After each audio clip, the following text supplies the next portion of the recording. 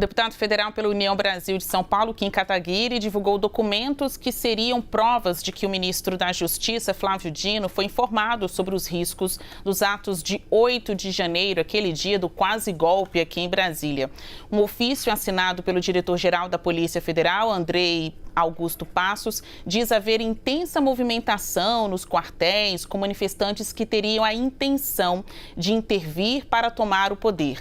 Além disso, nas últimas semanas, vários parlamentares têm utilizado ali os seus discursos no Congresso Nacional para falar que sim, o governo sabia dos riscos de um golpe no 8 de janeiro, sabia dos riscos de uma invasão aos principais prédios públicos aqui em Brasília.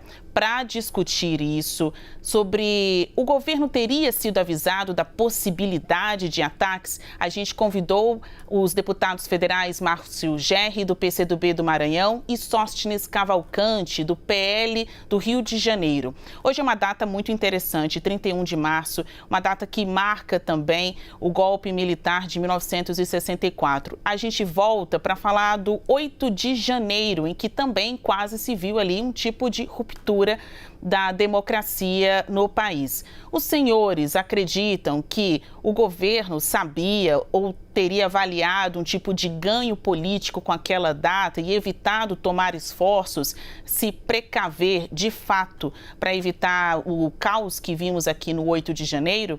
Eu vou começar dando a palavra para Márcio Gerri, do PCdoB. Bom dia, um prazer, Basília, voltar aqui a falar contigo, com os nossos telespectadores, com todos que acompanham aqui o Dois Lados, meus cumprimentos também ao colega Sóstenes. Veja só, esse debate vai e volta, ele é um debate absurdo. Claro que o governo não sabia que haveria um atentado tão grave, tão violento, tão absurdo naquele dia 8 de janeiro. As responsabilidades do governo do Distrito Federal já foram assim, sobejamente divulgadas acerca desse evento. Há procedimentos no âmbito da justiça acerca dele também. O ministro Flávio Dino sobre isso já se pronunciou várias vezes. Eu acho estranho que depois da audiência do ministro aqui na Câmara, o deputado Kim, a quem muito respeito, tenha tido a oportunidade de falar e falou e não fez essa abordagem pós-audiência do ministro Flávio Dino, onde ele novamente falou acerca disso. É claro, o que ali houve foi uma tentativa de golpe. O que houve ali foi uma armação violenta. O que houve ali, como já se provou, foi negligência também de vários setores, mas não foi negligência do governo federal. Os documentos recebidos, todos foram encaminhados a quem competia adotar as medidas necessárias para que não houvesse invasão e depredação dos prédios aqui em Brasília. E é importante esse debate hoje, porque ocorre novamente agora no dia 31 de março, um dia em que a gente tem que sempre celebrar a democracia, condenando aquele absurdo golpe havido naquele período, tentado ser reeditado, infelizmente, no dia 8 de janeiro, e a democracia brasileira prontamente rechaçou, derrotou e segue a sua normalidade. Deputado Sóstenes, nesta que é uma data tão simbólica, histórica, o senhor acha que o debate sobre o nível de responsabilidade do governo federal no 8 de janeiro em se precaver quanto aos golpes, ele é válido, ele é legítimo? O senhor vê que houve participação do governo de alguma forma em flexibilizar as questões de segurança no 8 de janeiro? Basília, bom dia, Gerri, uma alegria também estar contigo, um colega que respeito muito e temos boa convivência no parlamento. Basília, eu estava no dia 8 de janeiro em Nova York, descansando com a família, e 2 dias antes do dia fatídico, triste para a nação brasileira, eu, em Nova York, sabia que teria uma manifestação dia 8. O que me causa estranheza é que nós estamos na capital federal com 2 entes, o GDF, que é responsável por segurança, e o governo federal, que é também responsável pela segurança dos prédios públicos do governo federal. Nós temos polícia legislativa na Câmara e Senado, nós temos a segurança do Supremo Tribunal Federal, nós temos uma guarda especial da Presidência da República. E não só o documento que o deputado Kim Kataguiri mostrou, e deputado Gerri, assim, entendo que o que mostrou depois para, mais uma vez, mostrar que, lamentavelmente, o ministro da Justiça não está sendo verdadeiro em suas afirmações. Dizer que o governo federal não sabia é um absurdo total. Lógico que o governo sabia. Eu que não sou governo, sou oposição, estava em Nova York, sabia. Aliás, a imprensa toda já comentava em dias anteriores da possibilidade da manifestação no dia 8. Agora, bem se sabe, não se sabia a quantidade de pessoas, que não foi um número gigantesco como milhares de manifestantes, milhões de manifestantes que já votamos. Aí em Brasília, 200 mil, no mínimo, em algumas manifestações, foram muito menos do que isso, só que foram, alguns deles, de forma violenta, o que nós repudiamos toda a violência, depredação de patrimônio público, jamais vamos concordar com isso. Agora, dizer que aquilo foi uma tentativa de golpe, me desculpa, eu não posso concordar. Não existe golpe sem armas, sem tanque de guerra, não existe. Aquilo ali foi uma manifestação violenta, que merece o nosso repúdio, assim como já tivemos outra. Eu mesmo já estive no parlamento, não me lembro se o deputado Gerry estava, na época do impeachment da Dilma, onde intervencionistas entraram no plenário da Câmara e começaram, sentaram na cadeira da Câmara dos Deputados. É manifestação também. Lógico que aqui há um ato de violência, de destruição do patrimônio público que merece repúdio. Agora, falar que isso é tentativa de golpe, me desculpa, eu não concordo, é muita forçação de barra. Na avaliação de quem acusa o governo de saber e até colaborar com a dimensão dos atos do 8 de janeiro, o objetivo ali seria obter ganhos políticos, né? Levar a uma instabilidade, permitir um caos aqui em Brasília naquela data para que o governo conseguisse tirar dividendos políticos, uma pauta positiva para o seu início. Ainda a gente estava ali no iniciozinho da gestão de Lula, um ambiente de muitas expectativas, cobranças. A pauta da democracia voltou com força total no 8 de janeiro, diante dos discursos que foram considerados por políticos de diversos partidos como golpistas, criminosos, algo que é objeto de investigação no Supremo Tribunal Federal. Sobre ganhos políticos, os senhores acham que houve um ganho do governo com o 8 de janeiro? Qual a sua avaliação, Márcio Gerry? Olha, veja, é preciso a gente dizer com clareza. Os fatos mostram inequivocamente que houve sim uma armação, uma tentativa de golpe, que não foi apenas naquele dia. Lembremos-nos que, sob inspiração desse discurso de intolerância, de ódio, de desrespeito às instituições, proferidos inclusive pelo ex-presidente da República, que fugiu do país antes de entregar o cargo, como a liturgia da presidência da República lhe exigiria, como também aqueles que nele votaram em 2018, respeito mereciam também de ele continuar até o último dia e passar a faixa presidencial, como qualquer político civilizado faz. Então, veja, houve sim uma orquestração, tentaram explodir coisas perto, caminhão de combustível perto do aeroporto de Brasília. Olha o tamanho da alucinação que tomou conta desses golpistas.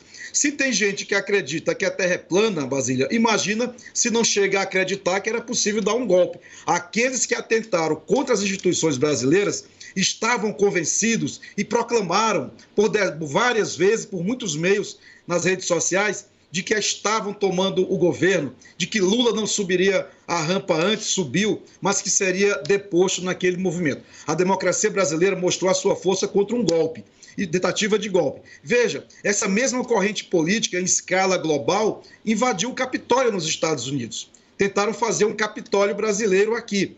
Então não dá para subestimar e não dá para inverter as narrativas. Ora, muita gente estimulou aquelas atitudes e agora tenta inverter, dizendo a culpa foi do governo federal que não impediu.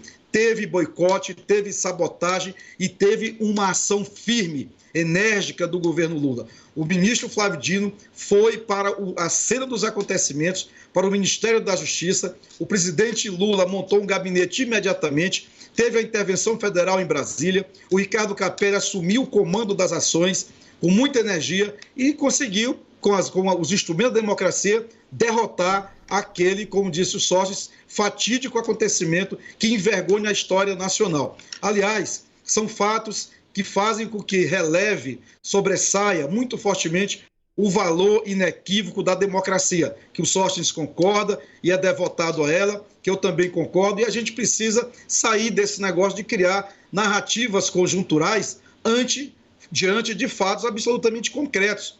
Resumo, não houve negligência sequer do governo federal. Houve uma tentativa de golpe, houve sim, no meio dos acontecimentos, desinformação, sabotagem, negligência.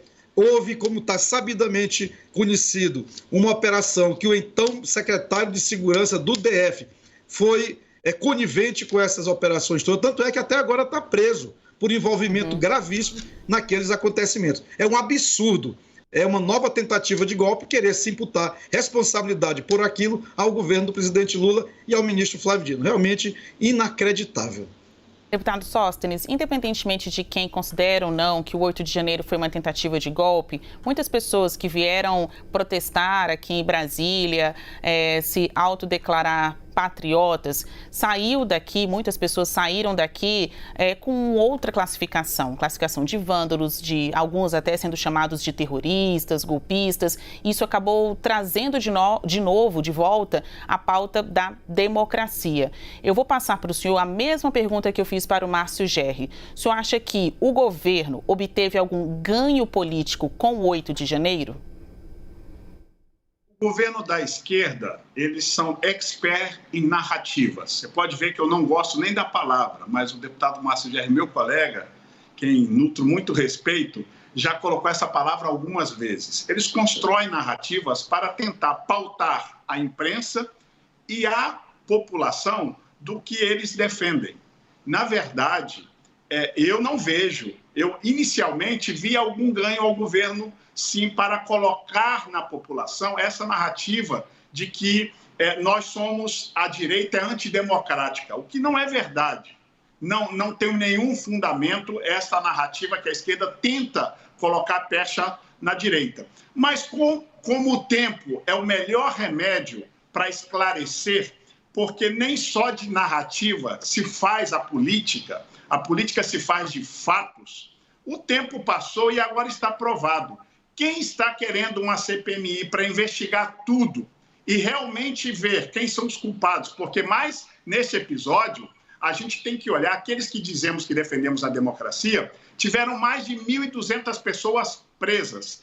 Dessas, mais de 900 já foram colocadas em liberdade. Isso é prova de que nós tivemos um grupo enorme de brasileiros, patriotas, que ficaram mais de 60 dias presos inocentemente. Esta é uma prova de que a democracia, sim, aqui sofre um ataque. Nós defendemos o devido processo legal e quem quer que seja que depredou, que invadiu o patrimônio público, deve responder e ser punido à luz da lei brasileira. Agora, colocar pessoas inocentes porque estavam manifestando, quer seja na rua, em frente ao quartel, em frente, inclusive, o Congresso Nacional, que é lugar para ter manifestação, sim. O que eu acho muito estranho é que a nossa democracia, um governo que assume, que se diz tão democrático, vive de barricadas em frente ao Congresso Nacional, em frente aos prédios dos três poderes, onde ali deveria o povo estar indo e ter acesso livre, porque assim são as democracias,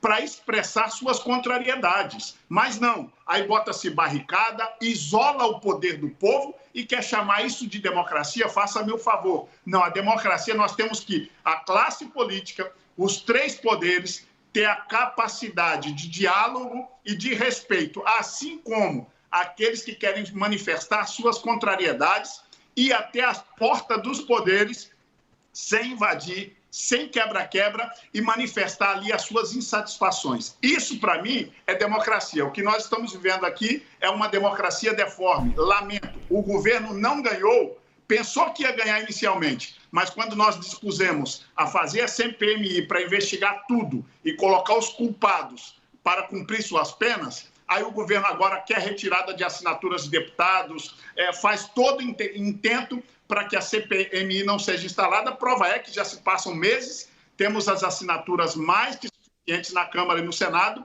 e o presidente do Senado sequer fez uma sessão do Congresso para não instalar a CPMI, porque com a CPMI nós vamos colocar tudo às claras e vamos pedir a punição, quer sejam manifestantes de direita, de centro, de esquerda ou de ideologia nenhuma, ou até intervencionistas. Quer que sejam quais forem, nós vamos pedir a punição sem nenhum temor, porque isso sim é democracia. É isso, liberdade de expressão e de manifestação é um direito nosso, está na Constituição, mas vandalismo, tentativa de abolição do Estado Democrático de Direito não pode ser confundido com isso. Isso não é democracia. Conversamos hoje com os deputados federais Márcio Gerri, do PCdoB do Maranhão, e também Sóstenes Cavalcante, do PL do Rio de Janeiro. Muito obrigada aos senhores e até a próxima. Um abraço, Basília. Obrigado.